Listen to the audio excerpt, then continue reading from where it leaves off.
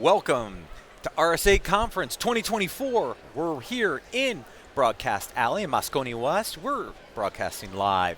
This interview is sponsored by Vectra AI. I am your host, Matt Alderman, and joining me for this interview segment is Oliver Tavakoli, Chief Technology Officer at Vectra AI. Welcome, Oliver. Hi, Matt. Glad to be here.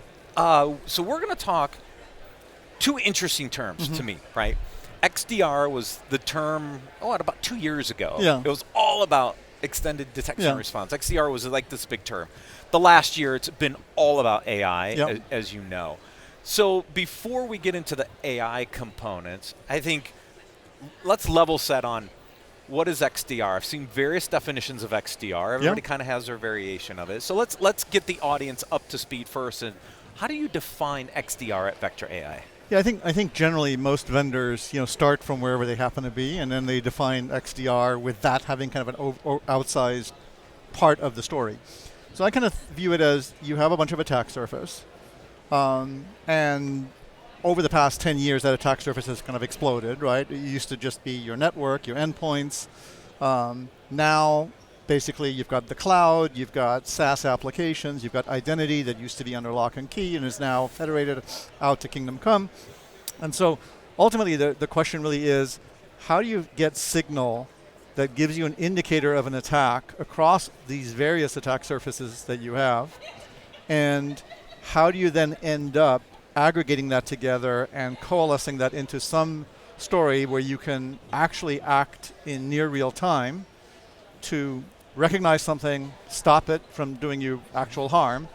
And so there's a little bit of SIM in there, there's a little bit of SOAR in there, there's a lot of DR in there. Yes. And that's roughly, I think what I tend to think of as XDR, rather than starting with any particular attack surface as a first order. Do you also include the endpoint from an endpoint detection response? Right, because this was one of the debates a couple of years ago. Yeah, I mean, certainly endpoint is a meaningful surface, and hardly any business would not have some form of endpoint protection.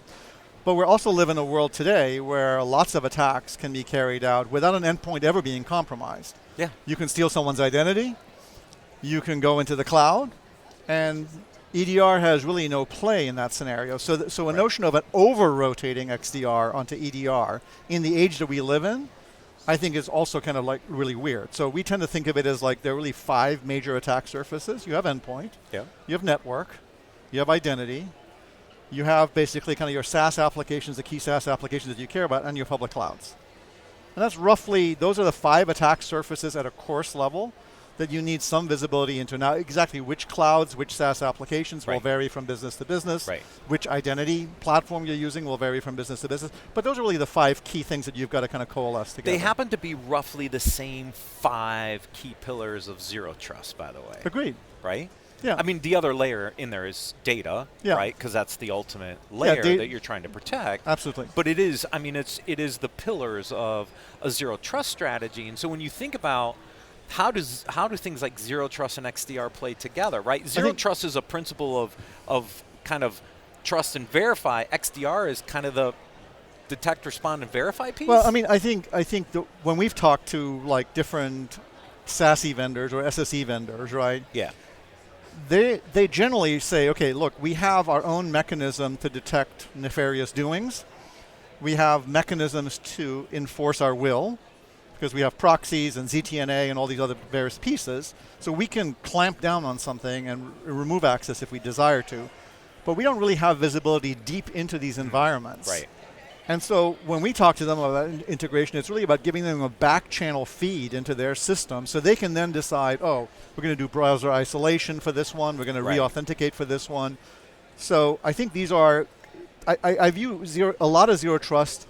The majority of Zero Trust is really around more preventive, around coming up with more granular policy constructs to kind of limit the blast radius of things. Yep. Where XDR is much more about finding those deep attacks and then feeding that back into a system that can actually take action to prevent harm. Right. So prevention, detection, response. Yeah. Now, this is really interesting foundational data, because if you think about playing those data together, I think this is where the opportunity for artificial intelligence comes into the mix. Because you just described it, right? Think of the Zero Trust vendors on the prevention side setting policy. Detection response, kind of feeding that system. But that sounds like a kind of a artificial intelligence, machine learning kind of model to do better prevention. It's a cognitive model. Again, I think machine learning implies we've got a lot of, I don't know, a lot of like labeled data sets, and we're training kind of good versus bad. I think it needs to be more malleable than that.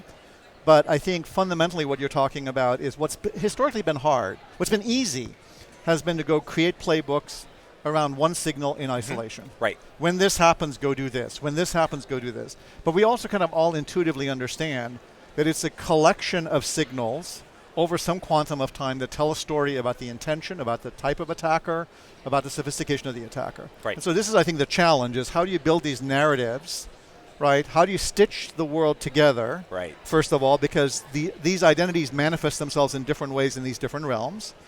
How do you aggregate all of this stuff so that one attack can be a storyline?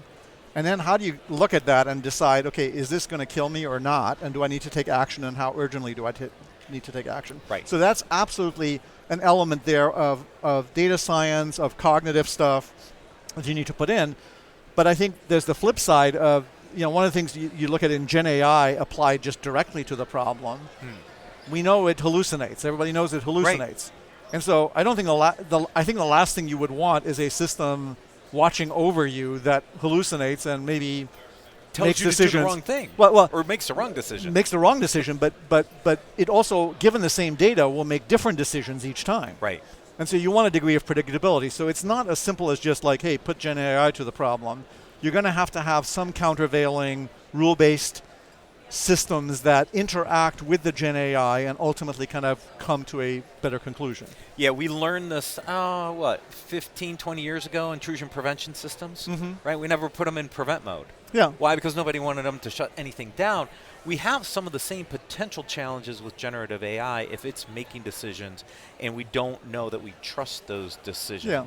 So how do we start to augment this, Oliver? Like if we think about what are the, because everybody's talking about generative AI and how it's going to solve the cybersecurity problem. I'm not convinced of that 100% yet, right? I'm not. I know what it's good for right now. It's good at creating content.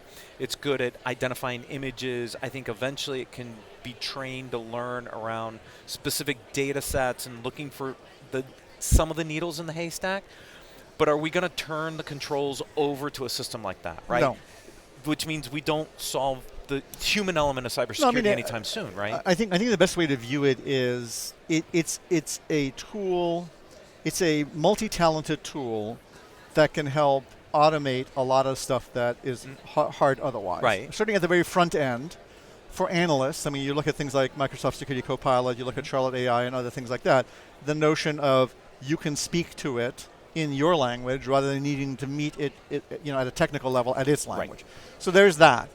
There is the ability to kind of take and collect a lot of different information and distill it down to what matters, what doesn't matter. Now, we're not quite sure yet whether it'll correctly distill that down. Yeah. Will it just come up with a good story, or will it come up with a story that actually an analyst would come up with? So I think there's work to be done there. But I think what needs to happen over time is, I think, to start with, you need to basically, the way we kind of think about it is, you take a case and you want to investigate it. To begin with, we have to do an investigation that when shown to a Tier 3 analyst, the Tier 3 analyst would say, yeah, that's actually pretty good. Then we have to draw a conclusion that matches up with the Tier 3 analyst. Then we have to come up with a recommendation of the action we would take as a result of that. And only once we've gone through that step and proven ourselves right within certain thresholds, within certain realms, will basically people say, okay, for that part of the attack space, because speed is of the essence, automate the response. And I think, so it's going to be a journey. Yes. And for us, I mean, we were doing a lot of AI before GenAI, right? So, I mean, we kind of view the variety of systems from neural nets to traditional machine learning through combinations of different things that you kind of put together. GenAI is the latest and has kind of like blotted out the sun right now. But I think it has a certain capability where it can actually revolutionize certain things. Like on the investigative side, if you think about it, it's like if you're an analyst, then you search for an IOC and then you find a blog, and then you go read the blog, and then you grok out of the blog what the blog is saying about that IOC, and then you kind of bring it back. It's like, well, that LLMs can actually do a pretty good job of, here, go read this blog for me and tell me what this thing is.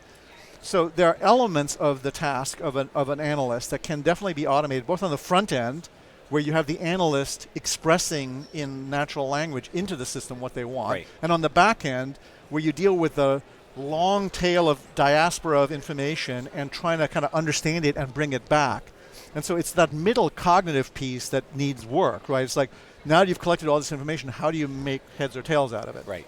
It does a pretty good job of summarizing data, I think, as well. You can give it lots of inputs and let it kind of analyze that data, and comes back out and can make some, I think, interesting recommendations or suggestions, or rudimentary. So did HAL 9000, though, right?